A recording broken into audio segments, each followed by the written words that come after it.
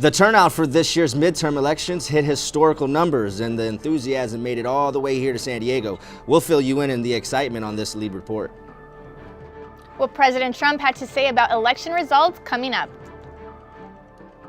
Could change the complexion of Capitol Hill and possibly the direction of the country. And voter excitement even stretched across borders. Newscene caught up with some voters to find out what this year's election meant to them. We have that story and more. Newscene starts now.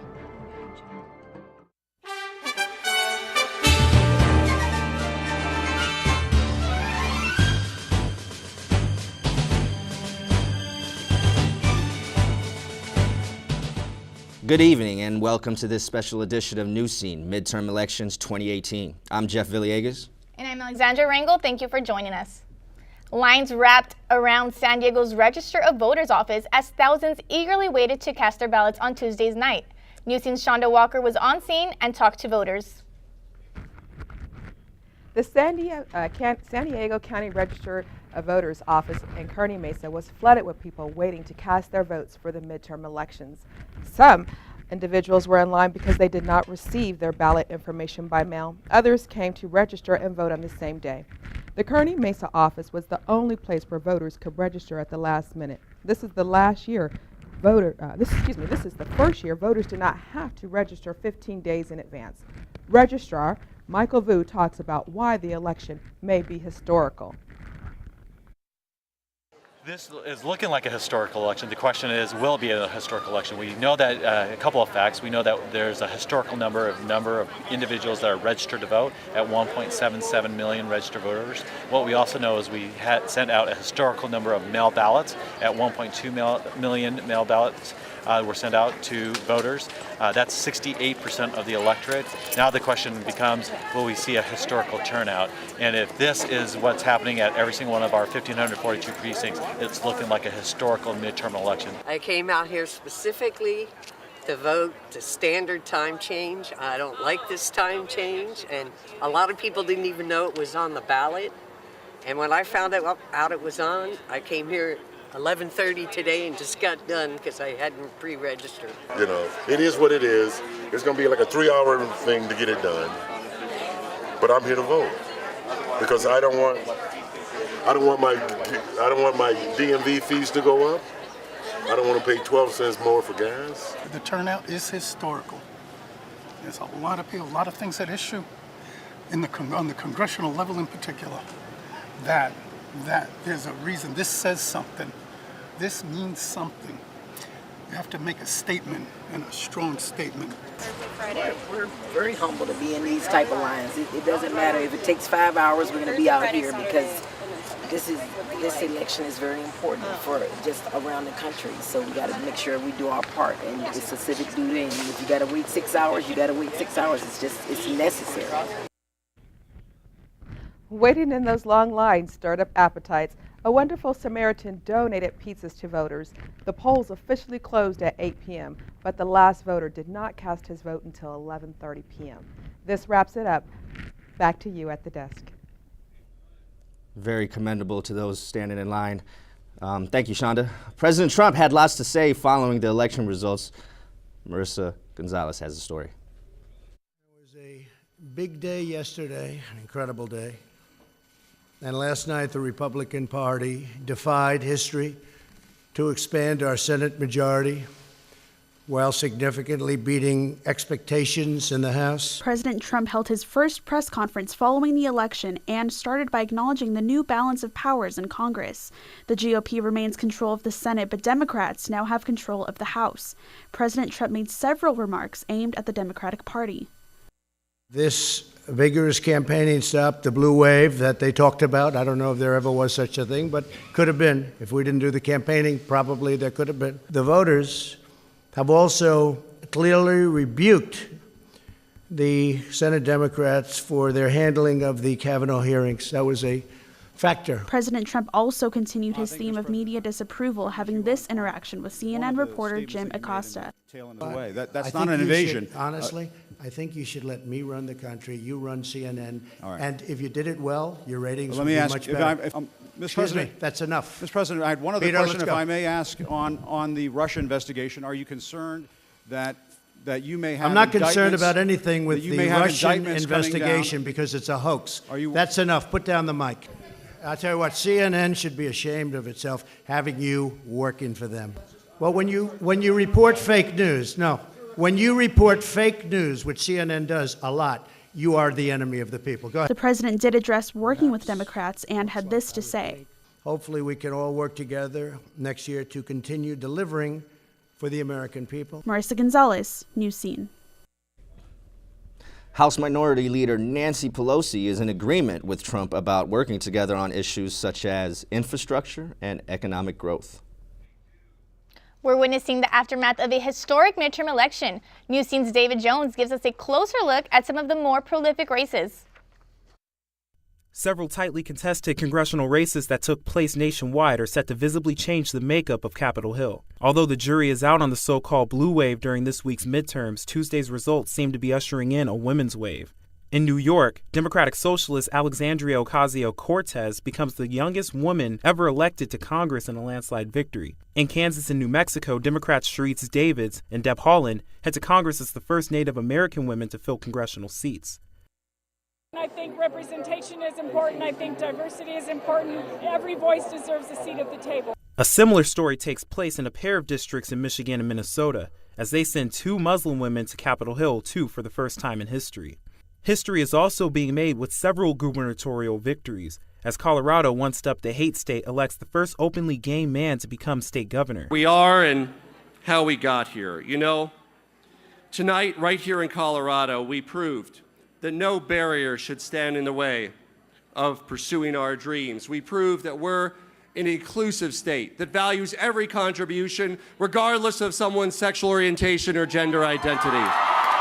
And both Florida and Maryland are in the red after Andrew Gillum conceded to Ron DeSantis and new governor-elect Larry Hogan upsets NAACP president Ben Jealous. However, Republicans were able to maintain their hold on certain counties. Back in San Diego County, GOP candidate Duncan Hunter held on to his congressional seat in the 50th District, despite being indicted for charges for fraud.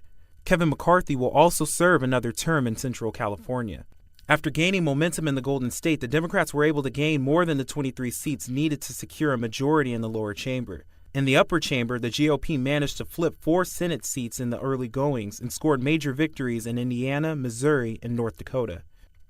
Former Governor Rick Scott claimed Florida's Senate seat, as Texas Senator Ted Cruz held off a huge upset from Democratic challenger Beto O'Rourke and possibly the most symbolic win for the GOP. David Jones, Newscene. Tuesday's results set up Congress to challenge and open investigations into the current White House administration. The House majority will likely look to roll out legislative packages aimed to protect voter rights, prevent campaign fraud, and improve ethics laws. Popular propositions on California's ballot fell flat this election. Marissa Gonzalez has the details. California voters decided to reject some of the most talked about propositions of this midterm election, 6 and 10. Proposition 6 was the gas tax repeal, which would reverse the gas tax increase put in place last year. The state's gas tax was raised by 12 cents and new car registration fees were added as well. More than 55% of people voted no on Prop 6 and about 45% voted to repeal the tax. Some percentages in opposition of the prop were even seen as high as 66% in Santa Clara County. Because of this defeat, there will still be about $5 billion worth of tax revenue going towards road repairs and transit improvements. Meantime, Proposition 10 was all about rent control. It would have allowed cities to implement restrictions on market rents or expand rent control policies already in place. This proposition was a way to tackle the affordable housing crisis the state faces. In 1995, California legislature passed the Costa-Hawkins Rental Housing Act. Rental prices of apartments built after 1995 in single-family homes would no longer be in the hands of the city, and they would not have control over price increases. With the affordable housing crisis within the state, this proposition was a way to put a cap on rising rents. As of this year, the average price of a studio apartment in San Diego is about $1,500, and in San Francisco, a studio averages at $2,500 a month. Opposers of this prop argue if rents are too low, maintenance or construction of new buildings lose value. You have to work really hard for every single vote. Every vote counts. For these hot-button issues, long-term solutions will still have to be reached. Marissa Gonzalez, Newscene. Get this, other quirky propositions like Prop 7 to potentially end daylight savings times did pass. And on Election Day, California residents voted on several props and measures. Two popular propositions included Prop 6, which eliminates certain road repair and transportation funding with the fuel tax reform. The other is Prop 10, which gives rent control power of residential properties to the government. Neither were passed. SDSU West tops Soccer City as voters embrace a new vision for the Mission Valley Stadium site. This gives San Diego State University the opportunity to expand their campus. The San Diego Community College District will have 2 board members this year. College professor Craig Milgram will represent District C. District E is still up on dispute. Education Policy Director Sean Elo is leading by less than 1% against Council Member David Alvarez. Board President Mario Senor was re-elected for her 7th term, and the elected trustees will take oath on December 13th. It was a highly anticipated night for supporters and candidates. Newscene was at Election Central to get the scoop. Celebrities rock the vote and speak out over controversial issues. That story and more when we come back.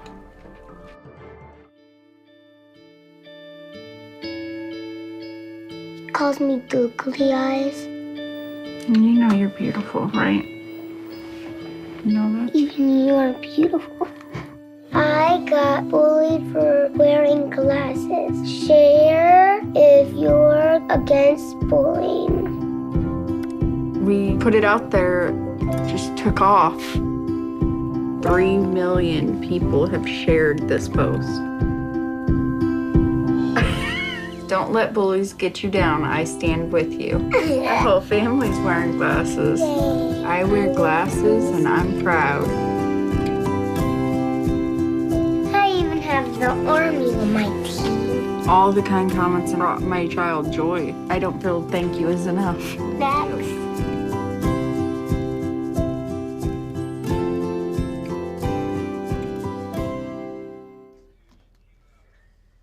Tuesday's election was one of the most anticipated nights here in the county, and Election Central was the place to be. Golden Hall to show support and await election results. Crowds marched and celebrated with local candidates as results rolled in. The room buzzed with excitement as key races across the nation were called. Some voters anxious. Well, some of them are kind of disappointing for me, as you can tell. Many hopeful for change. I think we're doing well. We've had a few disappointments in the Senate, but it looks like we're on track to take back the House of Representatives, and I'm a big fan of democracy. Yes, I want the same candidates. I want all of these Democratic candidates, but I really want them to prioritize the needs of working class folk and of families, and that's important to me and my family and my situation. And voters determined to exercise their vote. It's important to vote. I grew up in an area where I couldn't vote, so I want to continue that. The hot topic of the night, President Trump's agenda.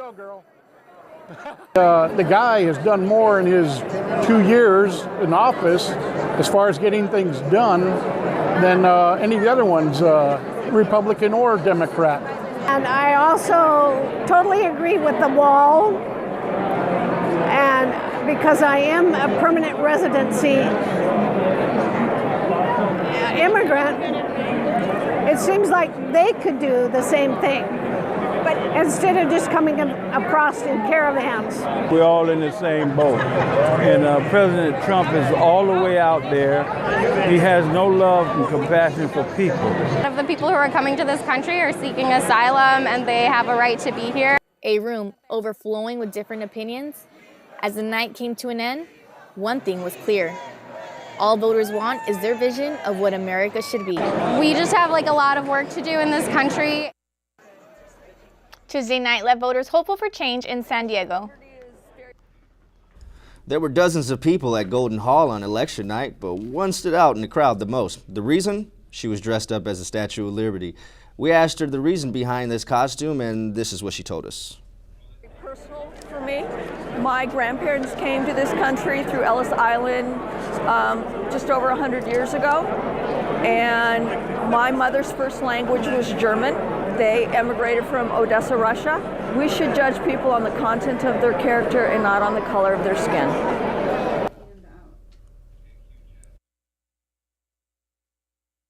We all should care, making a reference to the jacket that Melania Trump wore on her first visit to immigrant children in Texas, stirring national and international controversy.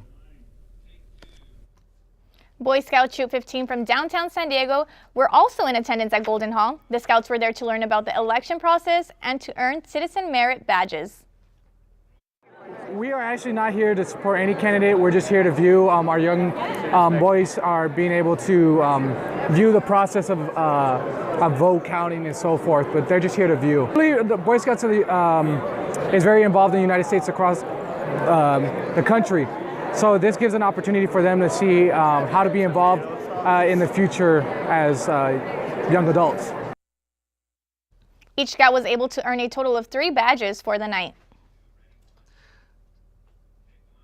Celebrities lit up social media this midterm election in support of many candidates across the country. In Florida, P. Diddy, Common, and others threw their support for candidate Andrew Gillum.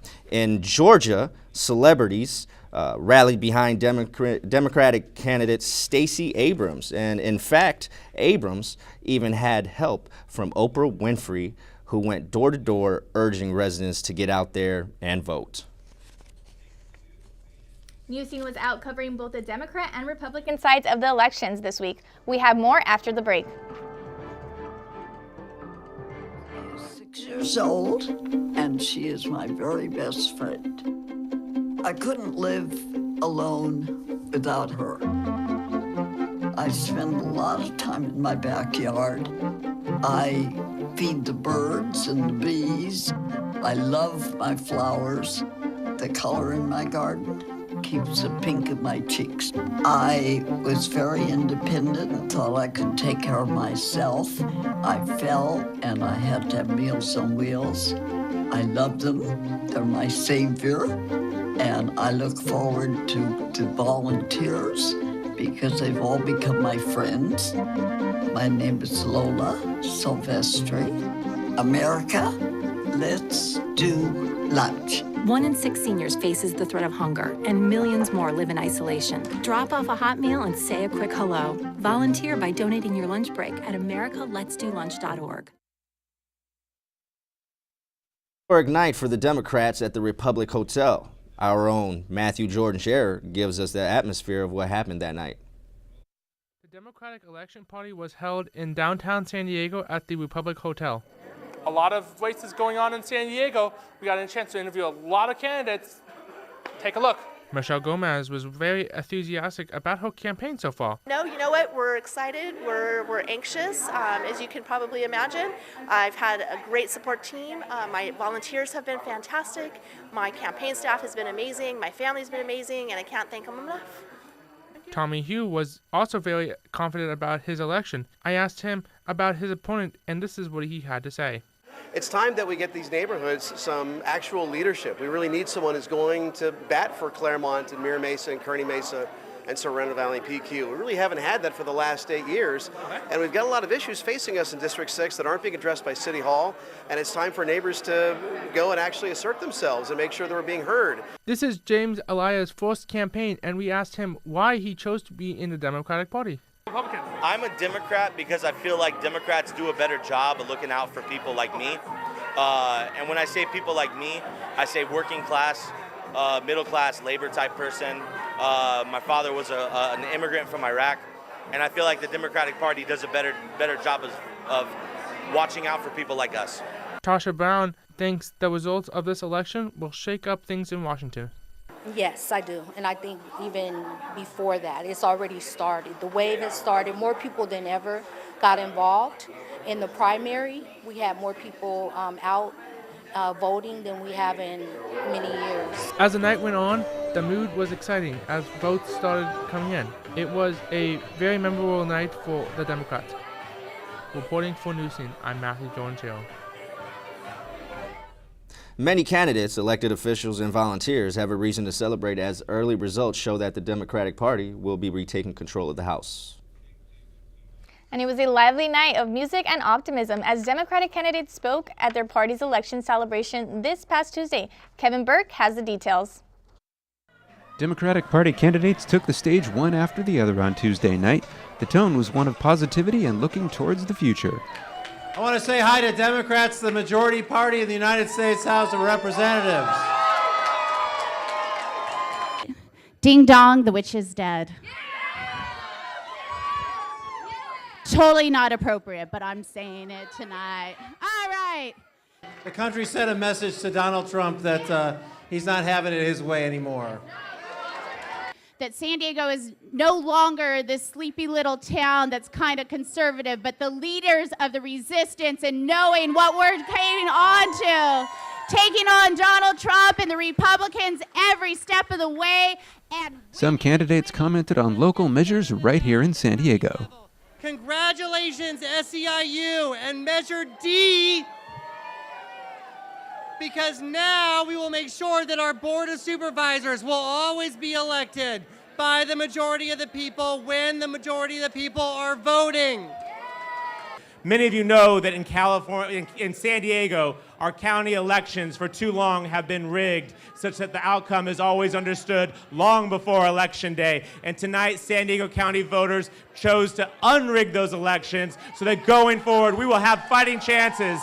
Assemblymember Todd Gloria also says right now the fight begins for 2020 to retake the White House. For Newscene, this is Kevin Burke. One decision that remains in the new Democratic House is who the next Speaker of the House will be. While Nancy Pelosi held that role when Democrats last controlled the House, House members won't have a public vote for their Speaker until January. It was a media frenzy for this year's midterms at the U.S. Grant in downtown San Diego.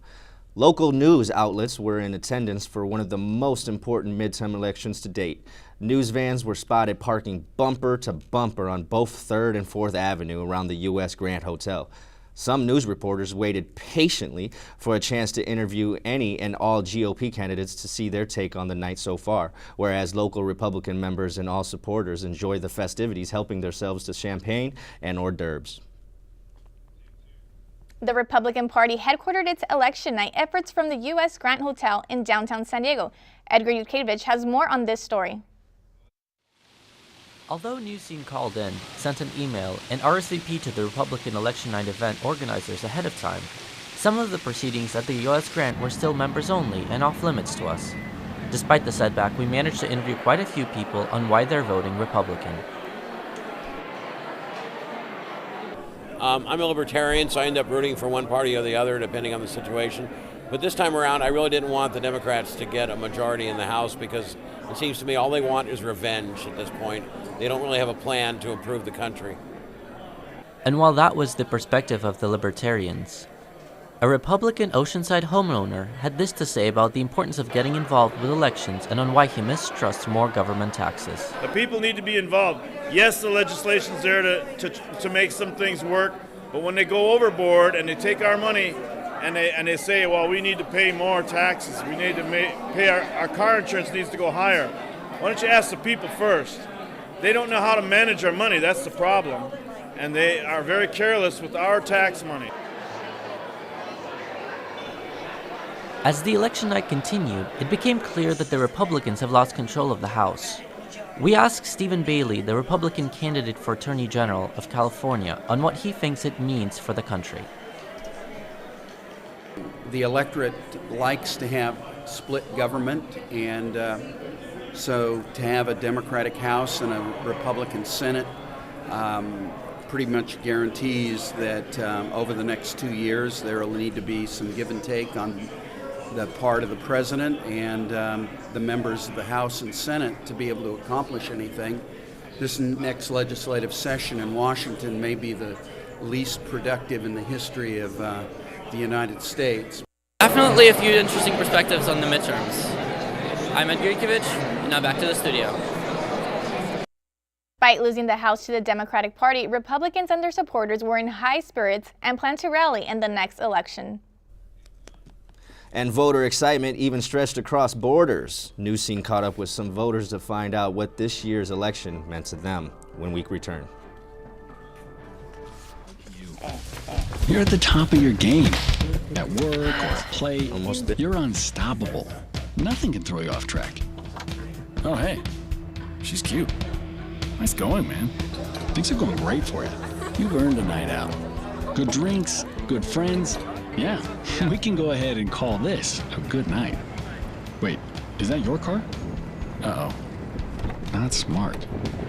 Yeah, I saw that coming. Say goodbye to her. Ouch, that'll hurt your bank account. You're looking at around 10 grand in fines, legal fees, and increased insurance rates. I hope you like eating frozen dinners. Alone. Let's try this again. Smart move. Because buzz driving is drunk driving.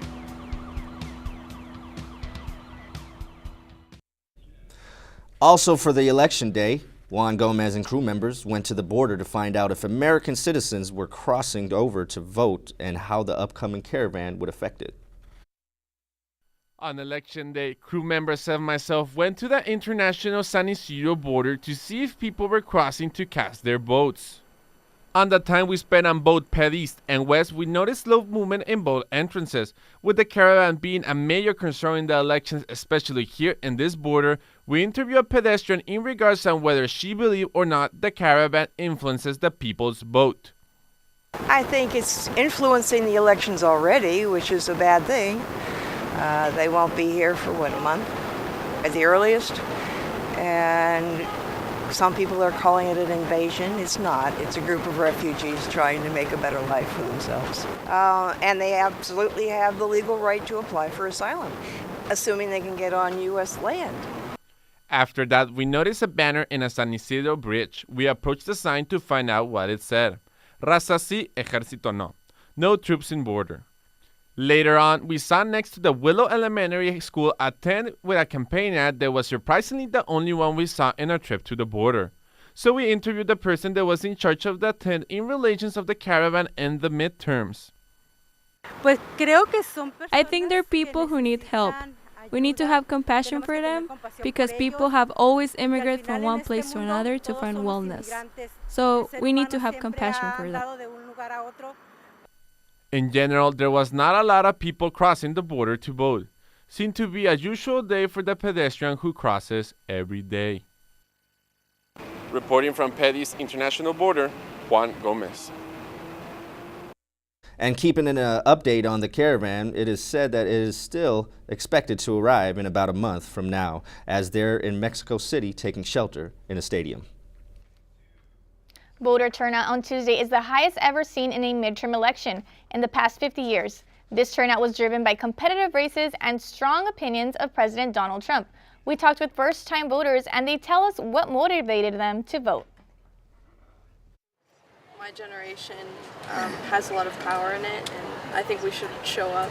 It was in the 2016 elections, I wasn't able to vote, so a lot of people saw that as, a chance to this election as a chance to have their voices heard. So I think that's why a lot of young people are out voting and, you're seeing numbers.